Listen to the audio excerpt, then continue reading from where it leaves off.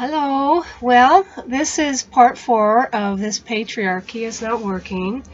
And again, I'm going to continue with the book Why Does He Do That by Lundy Bancroft. And I'm going to try to go through at least 2 of the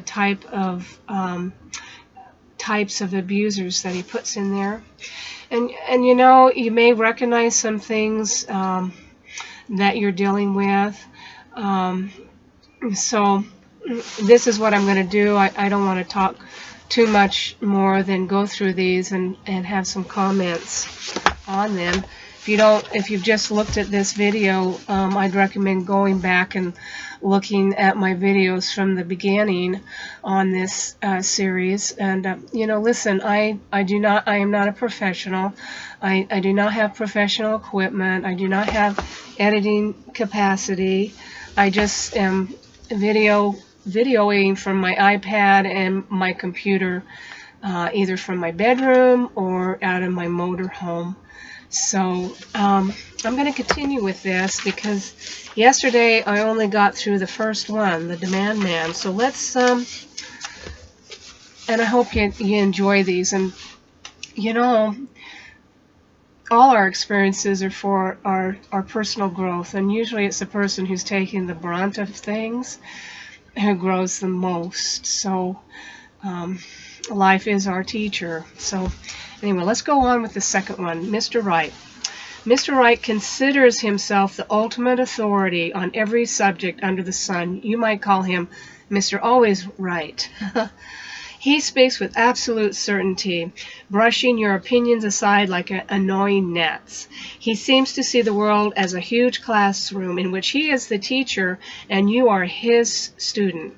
He finds little value in your thoughts or insights, so he seeks to empty out your head and fill it up with his jewels of brilliance. When Mr. Right sits in one of my groups for abusive men, he often speaks of his partner as if she were in danger from her own idiocy and needs to save her from herself.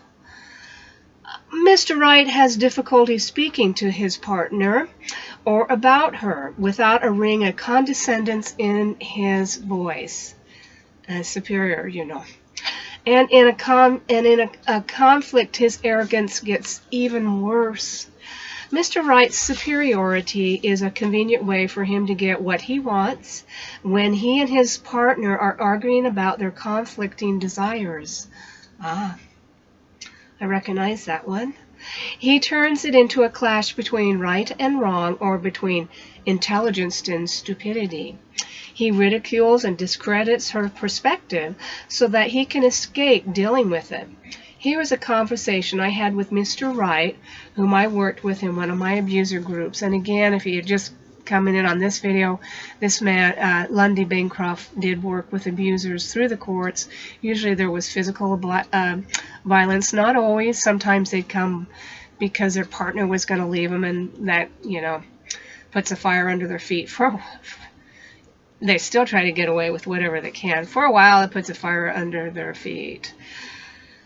Bancroft. Pat, do you have any abusive behaviors to report from this past week? Pat. Now, I guess that's the name of the fella. Well, I did yell at Gwen once and called her, okay, I'm going to abbreviate, a B. We were fighting about money as usual. Bancroft. What was Gwen's perspective in the argument? Pat. She thinks money grows on trees. Bancroft. Gwen said that money grows on trees? Pat. Well, no, not just like that, but that's how she acts. Bancroft. Let's try again. What was she saying in the argument? Pat. She thinks we have enough money to get both of the children whole new sets of clothes, but we just bought all new stuff for them only a few weeks ago, and we just don't have it in the bank right now. Bancroft. Does Gwen agree that the last round of shopping was only a few weeks ago? Pat. No, she says it was 4 months ago, at the beginning of summer, which is a crock. I can remember that the summer was more than half over. Bancroft. So her memory is different from yours. Did she say why she thinks it was earlier? Pat. Of course not. Well, Maybe she said something about how she remembers she paid the credit card bill for those clothes while the children were still in school, but she's wrong. Bancroft, now you said that the money simply isn't there. Gwen obviously thinks differently. Where does she think the money should come from? Pat, I already told you. She wants me to be a magician who can just make it appear. Bancroft, but she must have been making points about it. What was she saying? Pat, oh, I don't know. She says we should sell our car and get it's another swear word. I guess some of these fellas, I don't think all of them do, swear. It starts with an S. Get a S box, which would just end up costing us more in the long run. Plus, I don't want to deal with it. Bancroft, what do you drive now? A Saab. Bancroft, let me guess. She would like to trade the Saab in on a reliable car that has lower monthly payments, cheaper parts, and fewer repair bills. Pat, yeah, that's what I said. A S-box. What Pat revealed in this exchange was that each time Gwen attempted to stand up for herself or put forth her views, he twisted her statements to make them sound absurd. Notice how long it took me to drag out of him what Gwen's opinions actually were. Gwen naturally came out feeling stifled by Pat, as there was nothing she could do to get her views heard and taken seriously. Part of why Pat is convinced that Gwen is stupid is that he is so exaggeratedly certain of his own wisdom and clarity. Since she continued to disagree with him, he takes that as proof of her foolishness.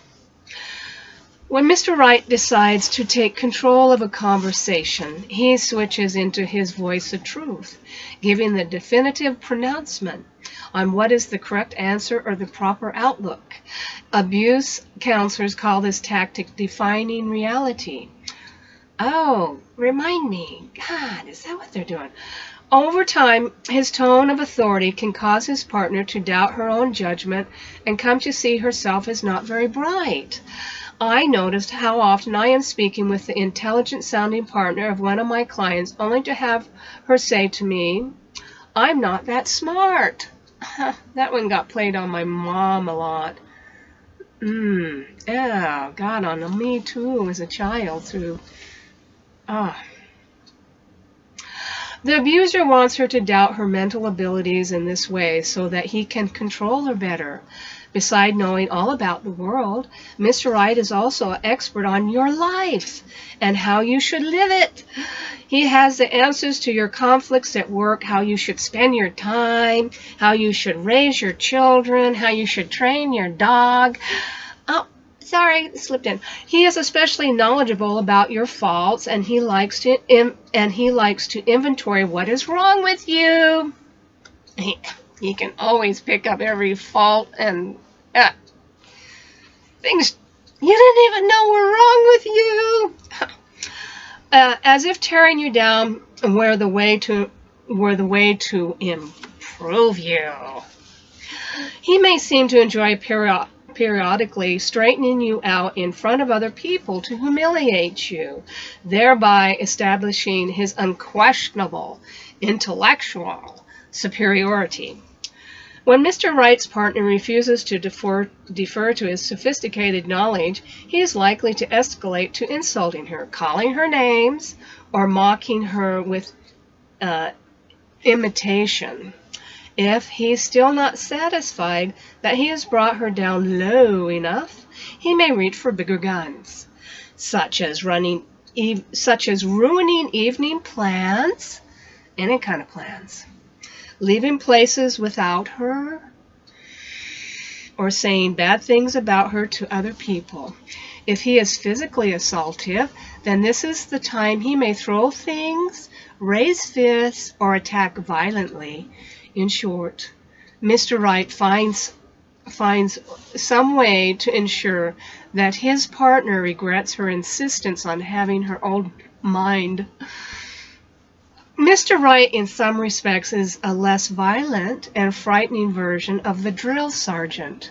I understand the drill sergeant, and they are dangerous. Well, I happened to get to that. But Mr. Wright's control tends to be especially focused on telling his partner how to think. His partner feels suffocated by his control, as if he were watching her every move under a microscope. She also loses all her confidence in herself. Mr. Wright tries to sanitize his bullying by telling me, I have a strong opinion, or I like debating ideas. This is like a bank robber saying, I'm interested in financial issues.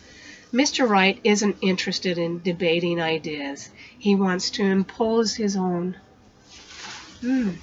Okay, and then he goes on to say the central attitudes driving Mr. Wright are, you should be in awe of my intelligence and should look up to me intellectually. I know better than you do, even about what's good for you. Your opinions aren't worth listening to carefully or taking seriously. Yeah, when you live with that for years, it does take a toll on you. The fact that you sometimes disagree with me shows how sloppy your thinking is. If you would just accept that I know what's right, our relationship would go much better. Your own life would go better too. When you disagree with me about something, no matter how respectful or meekly, that's mistreatment of me. If I put you down for long enough someday, you'll see. Okay, so there's Mr. Wright. Have you known a Mr. Wright out there?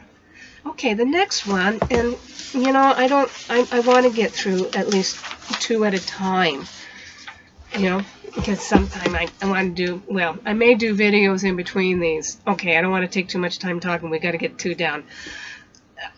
Do other subjects too. Okay.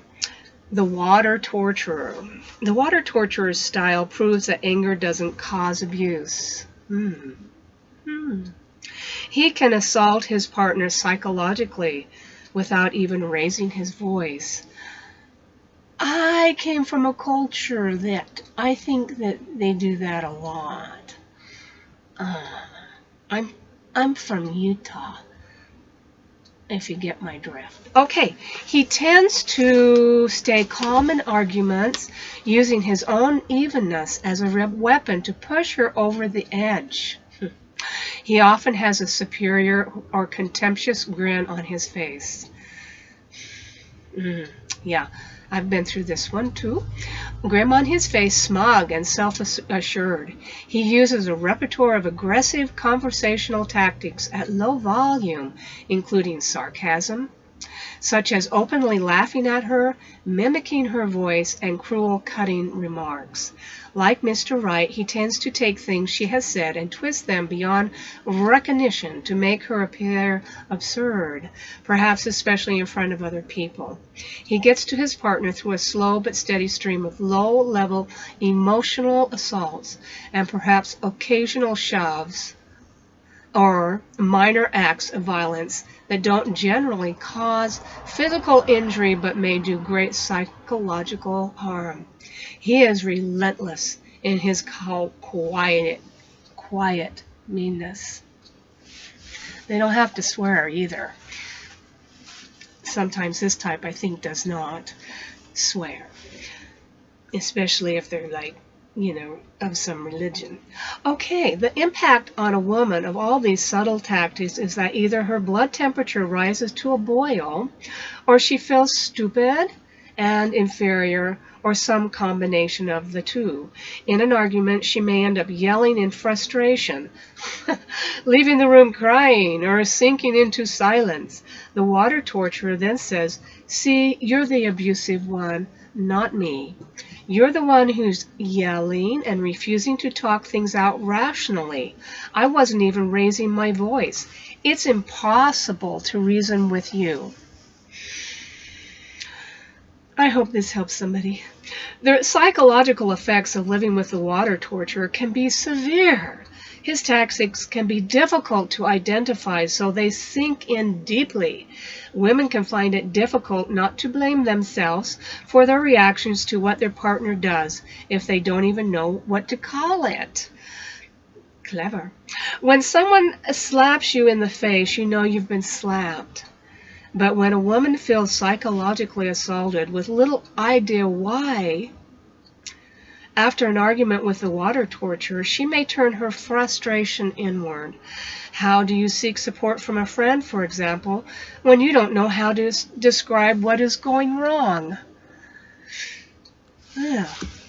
The water torturer tends to genuinely believe that there is nothing unusual about his behavior. Of course not. When his partner starts to confront him with his abusiveness, which he usually does sooner or later, he looks at her as if she were crazy and says, "What the hell are you talking about? I've never done anything to you." Oh my gosh, that's really how they think, and it's their attitude. Friends and relatives who have witnessed the couple's interactions may back him up. They're good. This is a good adversary in your life. You can really learn from this one. Okay, they shake their heads and say to each other, "I don't know what goes on with her. She just explodes at him sometimes, and he's so low-key." You know, I think they said the same thing about Chris Watts. Low-key. What a great guy. Oh, yeah. Their children can develop the impression that mom blows up over nothing. She herself may start to wonder if there is something psychologically wrong with her. She may run to the therapist thinking, "I've got to fix me. What's wrong with me? What is it?" Okay, the water torturer is payback oriented like most abusive men, but he may hide it better. If he is physically abusive, his violence may take the form of cold-hearted slaps for your own good, or to get you to wake up, rather than explosive rage. His moves appear carefully thought out, and he rarely makes obvious mistakes, such as letting his abusiveness show in public. Paying attention? That could turn other people against him or get him in legal trouble. These guys are good. Matter of fact, I think the water torturer is the best actor of them all. I do. If you are involved with the water torture, you may struggle for years trying to figure out what is happening. You may feel that you overact to his behavior and that he isn't really so bad. But the effects of his control and contempt, deep contempt, have crept up on you over the years. If you finally leave him, you may experience intense periods of delayed rage. Oh, gosh, yeah.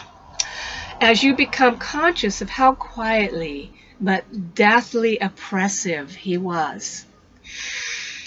This style of man rarely lasts long in an abuser program. I bet. Unless he has a court order. He is so accustomed to having complete success with his tactics that he can't tolerate an environment where the counselors recognize and name his maneuvers and don't let him get away with them. He tends to rapidly decide that his group leaders are as crazy as his partner and heads for the door. Okay, the central attitudes driving the water torture are, "You are crazy. You fly off the handle over nothing." I go through this. "I can easily convince other people that you're the one who is messed up. As long as I'm calm," including your children, especially your children, "as long as I'm calm, you can't call anything I do abusive, no matter how cruel. I know exactly how to get under your skin." Okay, so we're about 19 minutes. I want to keep these down not too long. I hope this is helping someone, and I want to go through all the different kinds of abusers, because I think when people think of abusive people, man, I'm not sure that they understand there's so many different types. I didn't. I guess I had to try out a variety. And when I read this book, it was so enlightening. I finally realized I had such aha moments, and that's really one of the reasons I'm sharing it, because you know, there's a reason you attract these kind of people to you, and it usually does have to do with your childhood or your attitudes. Not only though, some of these, you know, they are good actors. They put a mask on and you'd never know. And but they find some kind of vulnerability about you. They size you up, I think, before they even start. They size you up and see if they can knock you out by your vulnerabilities. And of course, when they become physically violent, I went through that too. Wow. You don't even know what hits you. So anyway, I hope this is helping someone, and I'm sorry that I'm not a professional. Maybe someday something will happen in my life and I'll have great equipment and editing equipment, because I feel this is so important to my own family's future, my future. It helps me. It really does to do this, because I just know and feel it's a record for my children, number one. And you know, that I mentioned on the previous video that my oldest daughter's stepmother had died suddenly, and boy, this is it. You know, we don't live forever. We just don't. Mortality goes up in the 60s, and if you make it to your 70s, you might fare pretty good, and then it goes back up in the 80s. I got told that when I had a dear friend of mine die, and the nurse, when the hospice nurse told me that. So each day is so valuable. So listen, don't take people for granted. Don't do it, because all of a sudden they might be gone. Think twice when, and this is hard for everybody, even for me, especially for me sometimes. You know, we all get our feathers ruffled, and if we can think about being kind as much as we can. So that's what I'm trying to do, and not be triggered. You know, let me show you, sweetheart. And I got to do an enlightened Shih Tzu. This little boy here. Oh, just a minute. I just kind of woke him up. Oh, sweetheart. We went for a very good walk today, and he is learning so well. He's got his 2 service tasks down, by the way, and he's getting all the good training. He's just an easy dog. Oh, he's a wonderful dog, this little deal. And he just saves me. Just saves me. He's just a wonderful, wonderful little being to come into my life. I just got to tell you that. All life is so very precious. So I woke him up because he had a very long walk today. So I hope this is helping. I hope it's kind of interesting as I read these. And I hope it really is enlightening. And I do recommend, if you're having some kind of chaos like this in your life, if you can't go to therapy, you can't afford it or whatever, at least get this book. It will clear up so much confusion for you. And it will be an aid if you're going through something. God, you're emotionally going like this. You can pick this book up and identify what's going on. And I think that does help. So, all right. Love to all. I'll see you on the inner and feel you in my heart. Oh, okay. I can't see good out here. Bye.